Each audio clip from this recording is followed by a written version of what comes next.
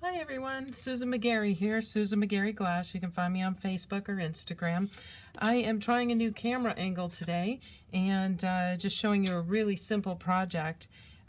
So if you like this camera angle, comment below. Let me know what you think. So this project is super simple with some kind of cool results. So I wanted to show you. All you need is some dichroic glass and some clear glass. And the cool thing about dichroic glass, when you put clear glass on top of it, is where the clear glass is kind of looks underwater, and where there is no clear glass kind of has a matte finish. So you can kind of play with that. Come up with any design you want, flowers, geometric, animals, whatever suits your fancy, right? So for this one right here, I just did sort of a flower look and fired it. All of these were fired to 1420 degrees Fahrenheit. That gives it a little dimension. So let me show you the sort of dimension. There you go. Still have a lot of dimension in that clear glass. This one was done just with little strips of clear on some of it and not on the entire thing. So you can see it's got that little bubbly kind of look. And this one is actually this glass right here, and what I did was put little squares of glass, one in the middle and one each in each corner, and that gives it some dimension. You add a little bail to it, you've got a nice pendant.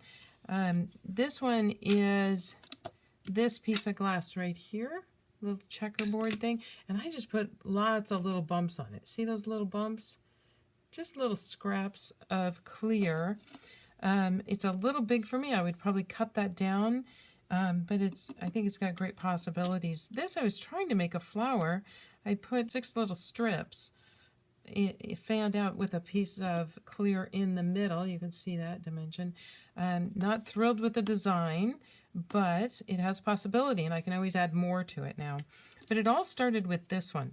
This was supposed to be a sea turtle. I think you can see that, right? A little sea turtle.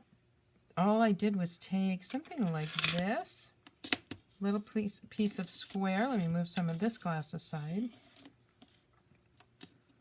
And I cut out a little rough shape of an oval. And I wasn't being too exact. It's kind of hard to get an oval freehand, and you can't necessarily do it with a circle cutter. So I just kind of got a little rough oval.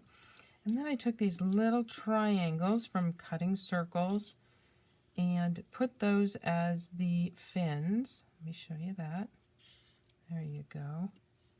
I'm not being too exact because when you fire it, it's all going to melt in and give the impression of a sea turtle. So you don't have to be too particular. Ooh, that little bugger's jumping away from me. All right, I got it. And then a little piece for the tail. It doesn't have to be anything special, just something little for the tail. And it might take a little more time to cut those pieces, but you get the idea. I fired this to 1420 degrees for 10 minutes.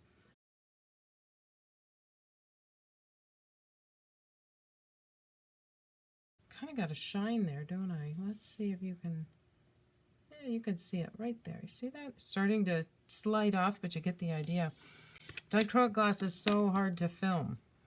This is a really beautiful piece of dichroic glass. There you go. That's it. Isn't that beautiful? And you can take something like that and just add squares to it. You can make a circular pattern. Tic-tac-toe pattern. I mean, just like anything you want, right? But come up with a design you want and either be very precise with it, like cutting out little squares, or be kind of loose with it by cutting out the little pieces for the sea turtle, and end up with a really beautiful design from just adding the clear to this dichroic. The fire schedule that I used was 500 degrees an hour to 1420. That's in Fahrenheit. I held for 10 minutes, and then let it cool to room temperature, and you have some really beautiful pieces. If you come up with a design you like using a dichroic glass that you like, it's a really simple project. So thanks for joining me, guys. Bye.